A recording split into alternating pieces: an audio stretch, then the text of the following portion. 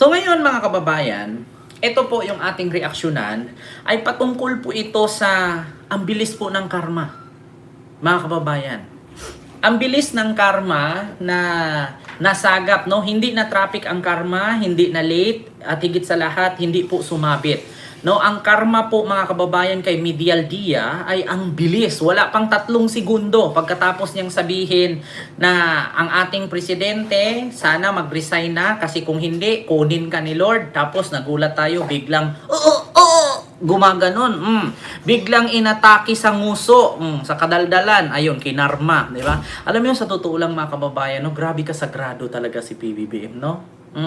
Kung naniniwala talaga ako mga kababayan sa taong mabait na pilit sinisiraan, no? Ayun, tignan nyo mga kababayan, ang bilis ng karma kay Medial Dia. Ito mga kababayan ha, ipakita ko sa inyo yung naturang video na kung saan si Medial Dia ay nagsalita, no? Ito po mga kababayan, ipapanood ko sa inyo. Ito ang mga sagot niya sa akin. Dili Dili mong pinakalisod Ayan. ang COVID.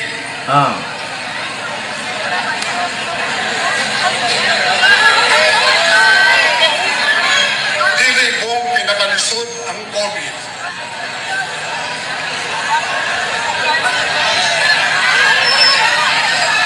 Ayan na. Dili mong pinakalisod ang COVID. Pero apil na ni sa serbisyo sa katauhan. Ayun na! Ayan! Ang bilis ng karma! Wow! Ayan! Buti hindi na ihi. Oh, ayan na! Ayun, pinaypayan na. Oh, di ba? Dapat ituloy mo pa. Sige! Hanggang dumaldal ka pa. Sagot niya sa akin. Oh. Pakak! Dili mong pinakalisod Oh, di ba? ang COVID. Di ba? Ayan, mga kababayan. So, yan po mga kababayan, medyo short video po yan na kung saan po mga kababayan ay biglang na gumaganon ang Angus beef. Kasi po mga kababayan, mahaba po yon yung kanyang speech. So, basahin ko po ha mga kababayan. Ito po ay nanggaling po ito mga kababayan sa isang media news, no? Media news po ito mga kababayan by Antonio Colena ng ito po, follow or daily countdown. Ayan po, media news po 'yan mga kababayan. No, post po 'yan sa website ng Media News at dito po lahat no mababasa ang mga sinasabi ni Medial Dia. Davao City Media News 28 of March. Former Executive Secretary Salvador Medial Dia, a close friend of former President Rodrigo Duterte, fainted midway through his speech during the Solidarity Walk event for the former leader's 81st birthday at Rizal Park along San Pedro Street on Saturday, Davao City. The 74 years old Medial Dia was on stage addressing the crowd of supporters when he suddenly stopped, afraid to lose his balance and struggled to walk. Responders from Davao City Central 911 immediately attend to the former secretary who was taken off stage on a wheelchair and brought inside an ambulance. Kaya nga mga kababayan, ang bilis po ng karma. So dahil po dito mga kababayan, former Budget Secretary Wendell Avisado told Media News that Medial Dia was in stable condition but was brought to Davao Doctors Hospital for a routine check-up. He said Medial Dia, who is suffering from a heart ailment, become emotional during the event.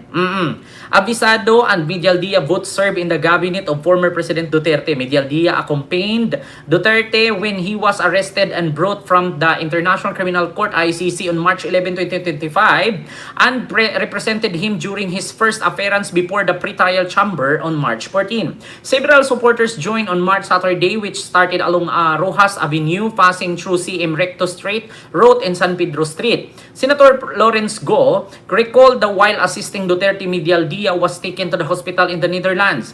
Pag-abot niya ngadto Netherlands, gidala si Secretary Medial Dia kay giatake siya. When they arrived, their Secretary Medial Dia was rushed to the hospital after suffering an attack. So he said the security details of the former president called and reported that Mijaldea eyes had turned pale after passing out. Gibutangan siyag pacemaker ngadto mauna to siguro to karon medyo idaran naman good.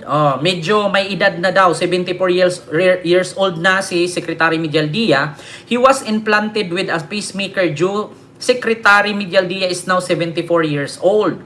Mijaldea who appeared before the pretrial chamber on March. So ang sabi kasi mga kababayan ni Mijaldea, ito po mga kababayan, ang sabi kasi ni Mijaldea. So ito, basahin ko lang ha. Sabi kasi dito mga kababayan, be careful what you wish for, baka makalimutan mo isa ka sa buhaya sa panahon ni Digong.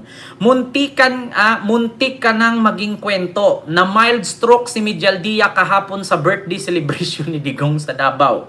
Sabi kasi niya mga kababayan, it is the leader, PBBM, who should resign. Baka kunin ka ni Lord. Sabi niya, ending mga kababayan, siya yung na mild stroke. 'Di ba? Grabe, ang bilis ng karma mga kababayan, ha? It is the leader, PBBM, who should resign. Baka kunin ka ni Lord. 'Di ba? Kita ninyo, mga kababayan, ang bilis ng karma. Sabi kasi niya, mga kababayan, sabi pa ng Abante News Online, tignan, binigyan si dating Executive Secretary Salvador Mijaldea ng paunang lunas matapos siyang makaramdam ng pagkahilo at mahirapang magsalita sa gitna ng pagtitipon para sa ika-81 kaarawan ni dating Pangulong Duterte ngayong Marso 28, 2026. Diba? Be careful what you wish for. Yan. Ayan mga kababayan, mahirap kasi talaga mga kababayan, no? Lalong-lalo na kapag may edad na tayo tapos mamamatay tayong bobo, 'di ba? Yung mahirapan ka na nga huminga, mahirapan ka na ngang umutot, no? Pag ubo mo may kasamang ipot, minsan may kasama ihi pa konti. Tapos aakyat ka pa diyan sa stage, maninira ka, 'di ba? Hindi maganda yung ganun mga kababayan. Ayun, kinarma, 'yun ang literal na karma, Ma'am Silpa Glory. 'Yun ang literal na karma. 'Di ba? Yung ipanalangin mo sa ang ibang tao na kunin ni Lord, dapat mag-resign niya. Tapos hindi niya iniisip na sabi ni Lord, kunin ni Lord ikaw nga isang pitik ko na lang diyan pag bumaliktad. Buti mga kababayan, hindi siya nabagok, hindi siya bumaliktad dun sa sahig. Yun ang mga kababayan. Kasi kung ako nandoon malapit sa kanya tapos bigla siyang bumaliktad, hindi ko siya saluin. Bakit? Ako pa yung mamatay. Bakit? Ang bigat kaya niya. 'Di ba? Ang bigat kaya nun. Di ba? Kung bumaliktad yun doon, do you think may sumalo doon? Sinong sasalo doon? Sige nga, walang sasalo doon. Apakabigat doon. Kahit nga kabaong yan, susukatan pa yan eh. Bakit? Ang laking tao eh. Di ba? Nako, mga kababayan. Di ba? Akala ko nga naihi siya. Di ba? Nako, kung ako noon mga kababayan, tapos biglang biglang gumanon, tapos bumaliktad, wala. Maniwala kayo sa akin mga kababayan, walang sasalo nun. Yeah?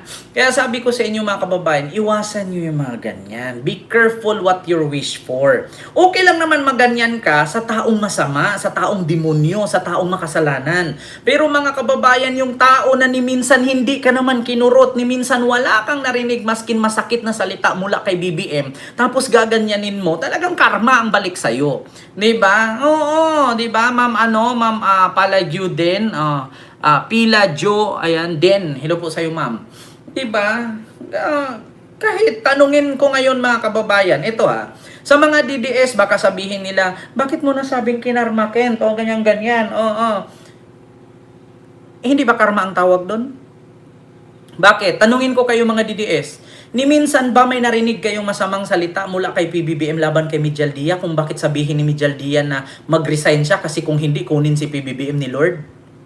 Ni minsan ba mga kababayan nakarinig po ba kayo? 'Di ba? Ni minsan po ba mga kababayan nakarinig po ba kayo na si PBBM ni isa diyan sa mga bumatiko sa kanya ay pinagdasal niyang mamatay, pinagdasal niyang kunin ni Lord, pinagdasal niyang madisgrasya, pinagdasal niyang mabunggo o mabagok? Wala kayong narinig kay PBBM. Sa akin, marami meron. Kasi mga demonyo naman yung pinagsasabihan ko eh. Kaya nga sabi ko, buti nga si Digong, pinagdasal ko na matagal pang mabuhay yan eh. Aabutan pa ng 100 years old eh, or 1,000 years old. Yung isa, sampay na lang siya. Diba? Sabi kasi ng Panginoon, ang lakas ng loob mong magsabing mag-resign kasi kung hindi kunin ni Lord. Bakit? Sino ako para utosan mo? Itigil ko yung paghinga mo. Buti hindi tinuloy. Diba? Oo. Kaya ngayon sasabihin ng mga DDS, ang sama-sama mo naman, sinasabihan mong nakarma kaya nagkaganyan. Dapat lang. Karma naman talaga ang tawag doon. Kasi ni minsan wala kayong narinig mula sa bunganga ni Marcos na sinumpa ni Marcos ang mga naninira sa kanya. Bakit? Ni minsan ba nakarinig ba kayo dyan na sabi ni PBBM, sana mamatay na si Sara, sana mamatay si Digong, sana mamatay si Baste, si Pulong? Sana si Midial Dia kunin ni Lord. May sinabi ba si PBBM na ganon? Wala. Samantalang sila. Ilang piraso, ilang tao na mga DDS ang nagmura kay PBBM. Diba? Tignan ninyo, lahat ng DDS puro mahirap, hindi umunlad. Lahat ng DDS puro bobo, hindi tumatalino. Lahat ng DDS mga walang pera. Bakit? Kasi puro paninira. Alam nyo, sa totoo lang mga kababayan, kung ang ilagay ninyo sa puso at isip ninyo ay puro galit, wala kayong improvement sa buhay. 'Di ba? Kasi bakit mga kababayan, kapag kagalit ang ibinaon mo dito, no? At kapag haluan mo sa utak ng kasinungalingan na kunwari galit ka sa kanya, pero hindi naman talaga, napilitan ka lang magalit-galit kasi malaki pundong bigay sa iyo. 'Di ba? May mga ganyan mga kababayan, lalong-lalo na itong mga vlogger, mga DDS vlogger, putang ina. Sinong pinagluloko niyan? Sinong pinagluloko niyan? Noong kami ay nakay Isko, sabi nila mahal nila si Isko. Sabi nila, hindi nila iwanan si Isko forever. Pero ngayon, asan yung mga Iskonian vloggers na kay Sara? Pero anong sabi nila kay Isko ngayon? Si Isko daw ay trapo. Himod tumbong kay Marcos. Diba? Ako lulukuhin ninyo? Mga kababayan, yung mga taong ganyan na kunwari mahal si Digong, kunwari mahal nila si Sara, kunwari supporter sila ni Digong, hindi po totoo yan. Kaya po sila nagaganyan mga kababayan kasi po ang laki po ng budget nila. Diba? Do you think yung mga vlogger dyan ng mga DDS, na maniniwala kayo na concern yan sila kay Digong? Hindi! Hindi yan sila concern ni Digong. Kaya po sila nagkaganyan na kunwari concern, kunwari galit sila kay BBM, kunwari pinagtanggol nila si Digong. Kasi po, 75,000 ang allowance, merong kondo, merong kotse, meron pang trip around the world. Sino ba namang hindi ka magalit kunwari? Sino ba namang hindi mo birahin si PBBM kung meron kang 75,000, meron kang 1 million sahod sa pag-host, meron kang kotse, meron kang kondo, meron ka pang trip around the world, around the Asia, mamili ka cash or biyahe, cash or trip. Diba? Diba? Sino sasabihin ninyong concern sila kay Digong? Sasabihin ninyo, galit ako, nandito ako ngayon sa state. Parang si Rowena Ganson. Ako, sa tagal-tagal ko na, 36 years na ako, sinapupunan pa ako ng nanay ko, politiko na ako. Wow! Sa loob pa lang ng pocket ng nanay niya, nagbasa na siya ng encyclopedia. Tapos, pumunta doon sa Respicio. Ang Isabela ay parte ng Norte. Kailan ba naging parte ng Norte ang Isabela? Ako! Si Kiko Barsaga! English pa ka! Meow, meow, meow! Bakit siya pumunta doon? Malaki budget niyan. Diba? Yan ang isipin ninyo mga kababayan. Kaya tignan nyo, kinarma.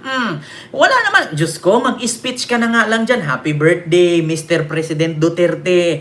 Alam mo, simula ng mga bata pa tayo hanggang sa ngayon, nandito pa rin ako para sa'yo. Di sana hindi ka mapugutan ng hininga dyan.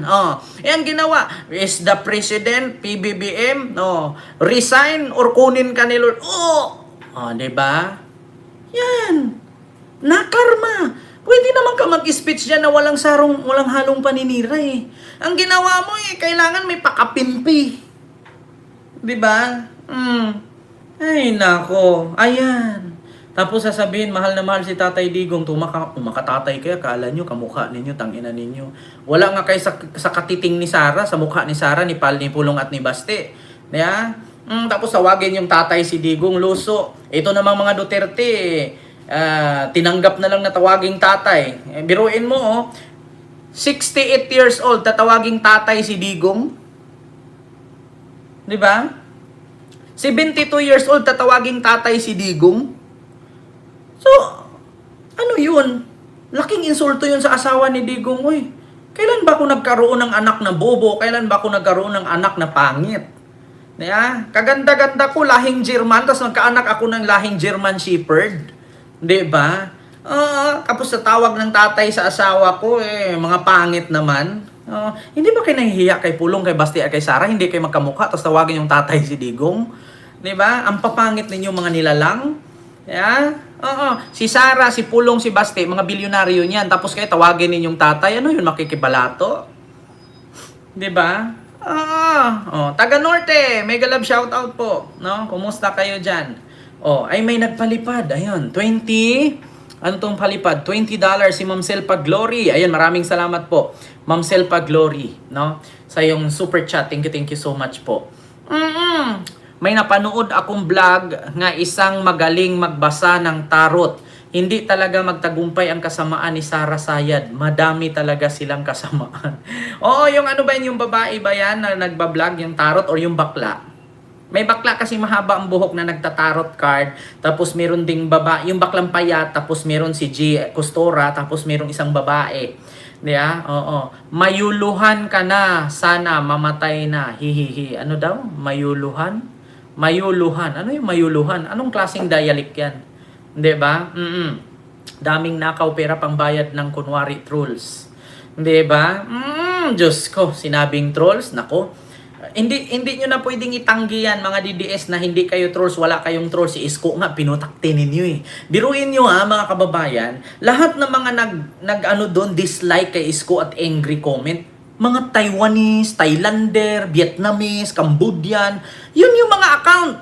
So paano nangyari yung mga Taiwanese, Vietnamese, Cambodian, no, nag-i-angry, comment doon kay Isko or nagdi-dislike, hindi naman nila intindihan si Isko. Kaya ibig sabihin, gumawa ng mga peking account. Yun po ang ibig sabihin ng trolls. Yung mga peking account, tapos pag binuksan mo, walang profile, walang mukha, mga cartoons. Minsan yung mga mukha nila, mga Chinese. Ibig sabihin yan po ay trolls. No? Ibig sabihin mga kababayan, isang tao lang ang nag-operate niyan, pero marami ang nakalagay sa comment. Isang tao lang pumindot niyan. Naalala nyo noon mga kababayan, di ba, pag nag-message ka, send to mini. Kahit sa messenger ngayon, di ba, may send to mini. I-check mo lang, tapos na-send na lahat. Yan ang ibig sabihin ng trolls.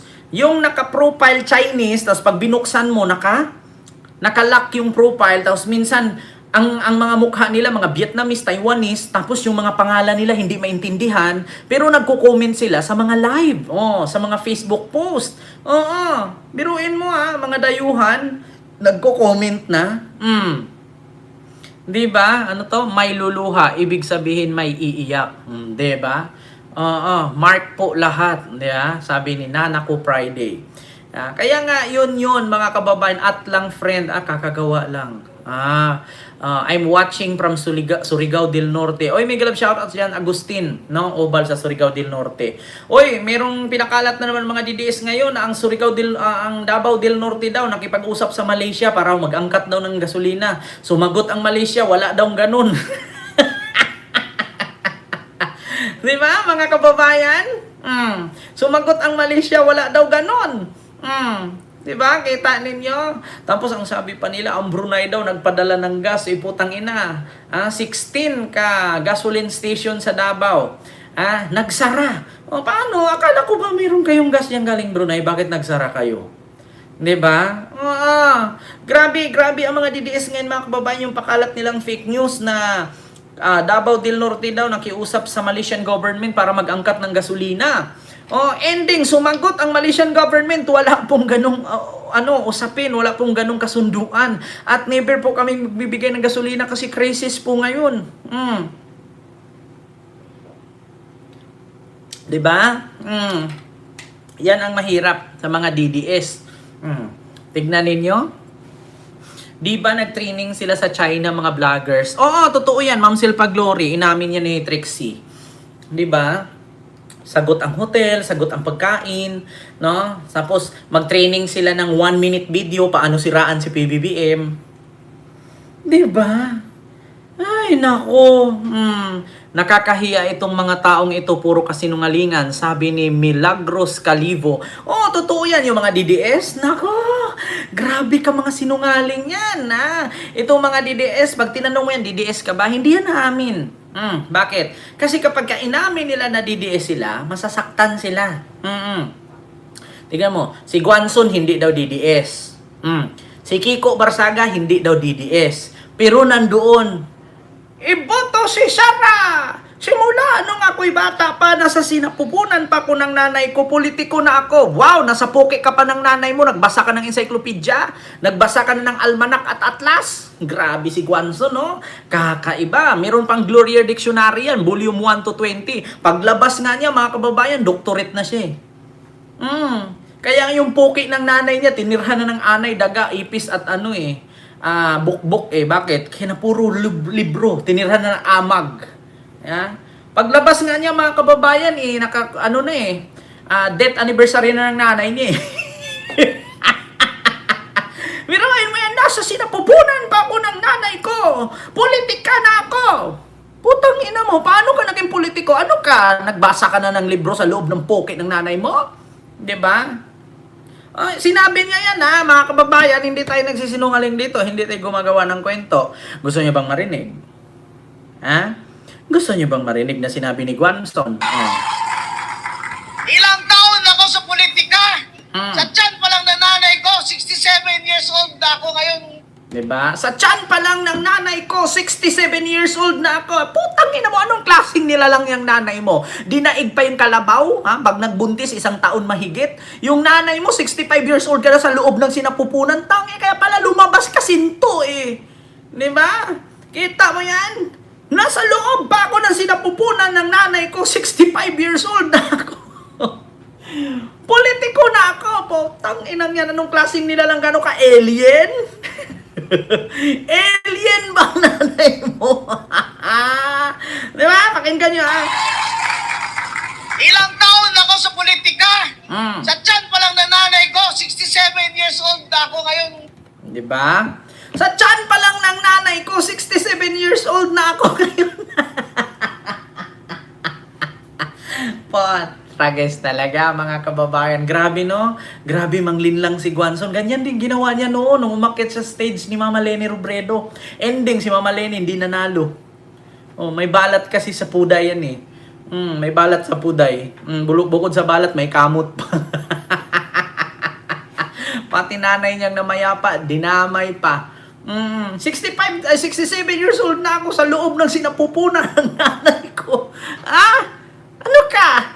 Daig mo pa yung century egg na binalot sa putik na maalat na may halong, may halong asin? Diyos ko po. Ay, nako, mga kababayan, kita nyo si Mijal Dia? Buti, hindi natuluyan. Grabe talaga, mga kababayan, ang bilis ng karma, no? Is that president? Or he should resign? Or kunin ka ni Lord? Gaganon. Buti hindi natuluyan. Kasi kung natuluyan, nako, may nilalama yan. Nako, mauna pa siya kay Tatay Diggs.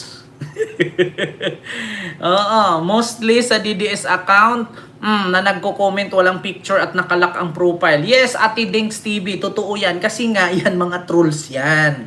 Diba? May pag mga ganyan, mga kababayan, mga trolls yan.